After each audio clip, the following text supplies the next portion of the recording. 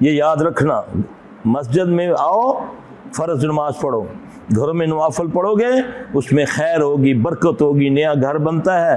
صحابی نبی علیہ السلام صلی اللہ علیہ وسلم کو ختم درود نہیں کرواتے تھے، کھانے 10 پکواتے نہیں تھے، آپ صلی اللہ علیہ وسلم کو اپنے گھر بلواتے تھے برکت کے لیے۔ پھر پوچھتے تھے یا رسول اللہ صلی اللہ علیہ وسلم ہم نماز کہاں پڑھا کریں؟ ہم تو سب سے پہلے ٹی وی لانچ بناتے ہیں، ٹی وی لگاتے ہیں، ہاں جی سیلفی صاحب جو نواں کار لیتا ہے تباہی مچ گئی ہے، بیماریاں ہی بیماریاں پی گئی ہیں، ہاں جی ایسا ہی ہے نا، بچیاں دے کپڑے پھٹنے شروع ہو گئے، وٹے آنے شروع ہو گئے، ہاں جی آگ لگتی پئی ہے بغیر کسی وجہ تو، نواں کار لیتا جی بنایا جی، تم نے کیا کیا وہاں پر؟ آئے آ کر اللہ کے نبی، قرآن کہتا ہے، قرآن جب گھروں میں جایا کرو کیا کرا کرو؟ دستخط دیا کرو، ہاں جی یہی ہے نا۔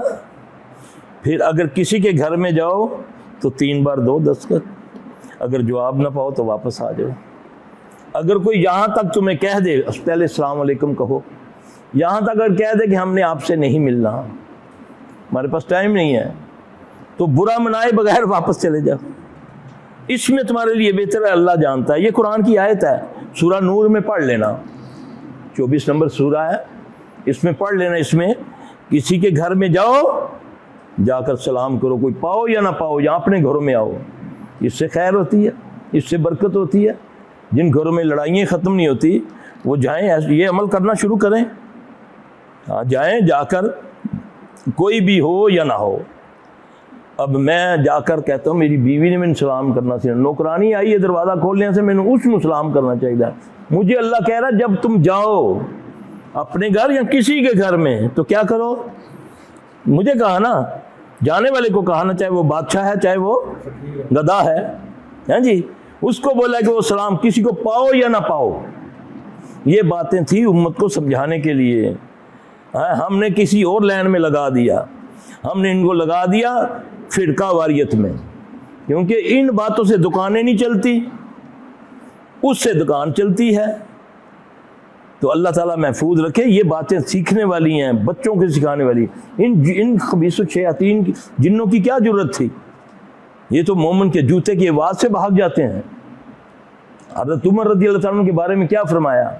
صحابی آ کے عرض کرتے ہیں یا رسول اللہ صلی اللہ علیہ وسلم آج میں نے بڑا عجیب سا خواب دیکھا ہے کہ ایک بہت زبردست پہلوان ہے، بڑی طاقت والا، تو یہ نہیں پتا کہ میرا کون سا ساتھی اس کے مقابلے پہ ہے وہ بڑی جان والا، وہ جو پہلوان ہے، لیکن اس کی ٹانگیں سوکھی ہوئی ہیں، کمزور ٹانگیں، لیکن جسے میں۔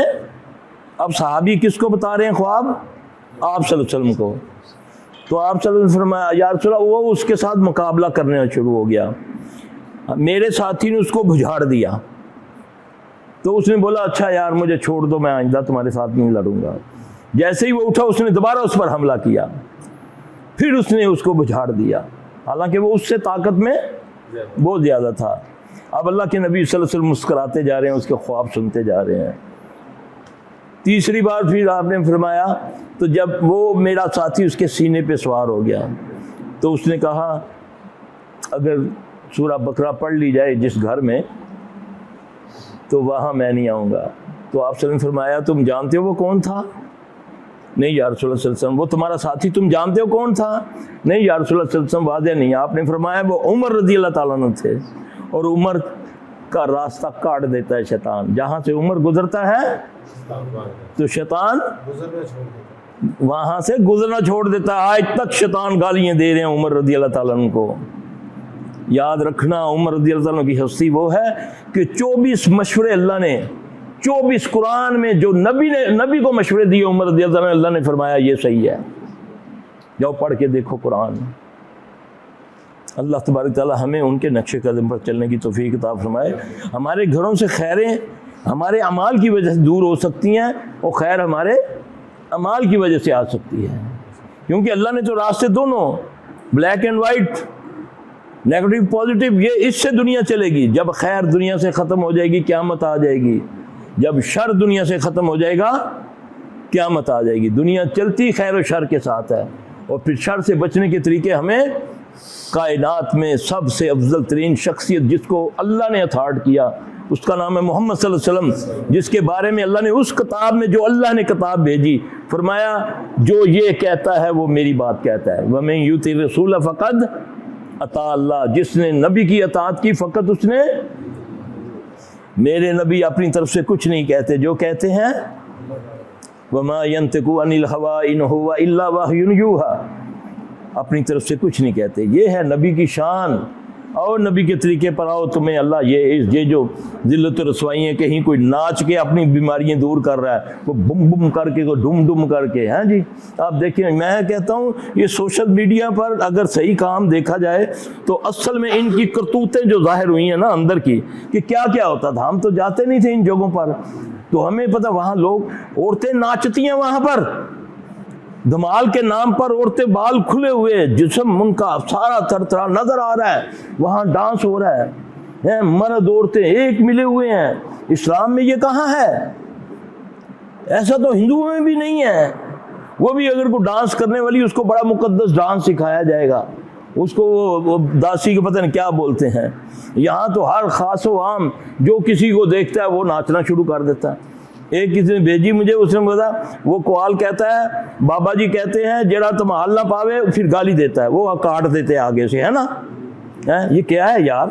بابا جی کہتے ہیں بابے اپنی ہوش کوئی نہیں، لوکاں چایا ٹنگاں اودیاں مڑیاں پیاں، جواں اساں پیاں، انجن لوکی چکتے پہ انہوں نا، او دے نال تمہال اس نے بھی پواندے پہ انجن، پتہ نہیں کتنی اس کی عمر ہے، کیا وہ ہے، بدبو اس سے آ رہی ہوگی، نہ اس نے کپڑے چینج کیے ہوئے، نہیں جی مجذوب ہے، یہ پہنچے ہوئے، اللہ اکبر کبیرہ، پہنچے ہوئے، کہاں پہنچے ہوئے ہمیں پتہ ہی کوئی نہیں۔ صفائی نصف ایمان ہے۔ نبی علیہ السلام بھی جب اللہ کے ہاں آتے ہیں، جب نماز کے لیے آتے ہیں، وضو کرتے تھے نہیں؟ آپ سلسم کرتے تھے کہ نہیں وضو؟ ہاں جی، تو یہ پانی کو زندگی میں ہاتھ ہی نہیں لگایا، یہ سرکار بن گئی، اللہ کے قریب پہنچ گئے۔ صفائی نصف ایمان ہے ہمارے اسلام کے۔ وہ کہتا ہے بابا جی کہنے جرا تمال نہ پاوے، او دی ماں نو گالی دے رہا ہے، بہن کو گالی دے رہا ہے، وہ آگے سے ٹوں کر کے وہ بند کر دیتے ہیں نا، یہ ہو رہا ہے، گندی گالی دے رہا ہے، بابا جی گالی دے رہے ہیں۔ یہ کون سا اسلام ہے؟ آپ نے منافق کی نشانیاں کیا بتائیں؟ جب بات کرتا ہے جھوٹ بولتا ہے۔ منافق کی نشانی پتہ کیا ہے؟ مجھے اور آپ کو دیکھنا ہے آج یہ بات سن کر کہ منافق کی نشانی پکی نشانی، اور یاد رکھنا نہ کافر کا، نہ ملحد کا، نہ مشرک کا، سب سے بدترین درجہ دوزخ کے اندر ہے وہ منافق کا ہے، اس کا نام ہے جبل حزن۔ آپ سمجھ فرمایا 70 بار دوزخ بھی اس سے پناہ مانگتی ہے، وہ ایسا زبردست اتنا اذیت ناک وہ جبل حزن، جس کا نام ہی غموں کا پہاڑ ہے، وہ منافق کے لیے ہے۔ اللہ ہمیں محفوظ رکھے۔ منافق کی نشانی جب بات کرتا ہے جھوٹ بولتا ہے، وعدہ کرتا ہے وعدہ کی خلافی کرتا ہے، جب اس کو امانت دی جاتی ہے خیانت کرتا ہے، اور جب اللہ نہ کرے کہ اب کسی سے بات کرتا ہے تو گالی دیتا ہے۔ یہ منافق کی نشانی اب مجھے اور آپ کو دیکھنا ہے کہ کہیں میرے اندر یہ باتیں تو نہیں ہیں۔ ہم نے تو آج تو موبائلوں پر جھوٹ لگایا ہوا ہے نا، موبائلوں کی وجہ سے ہم جھوٹ، یہ میرے ذمہ ڈلے گا نا کہ کام کوئی کر رہا ہے، انہیں میں پہنچا، مسجد میں بیٹھا، ادھر پنڈی میں بیٹھا اسلام آباد میں، ابھی سلام پھری تو کہہ رہا ہے میں دینے بس پہنچنا، تو کھا لو تھے، کتنے دینا کتنے اسلام آباد میں انہیں پہنچ رہا ہوں، بیچارہ آئیے گا، وہ آئے گا کھڑا ہو کر چلا جائے گا، پھر کہے گا یار تین میں کیا سی 2 منٹ انتظار ہی کر سکنا، گیا نہیں ہے، الٹا ہو رہے تو چار پا دے گا۔ تو کیا یہ لکھا نہیں جا رہا؟ یہ جھوٹ نہیں ہے تو جھوٹے پر کون لعنت دیتا ہے؟ خود کہتا ہے نا اللہ لعنت، سزا تو کوئی نہیں رکھی نا، جھوٹے پر لعنت ہے نا، تو لعنت سب سے بڑی سزا ہے۔ شیطان کو سب سے بڑی سزا کون سی ملی؟ اللہ نے کہا وَإِنَّ عَلَيْكَ لَعْنَتِي إِلَىٰ يَوْمِ الدِّينِ، تجھ پر لعنت قیامت والے دن تک، میری اللہ کی لعنت۔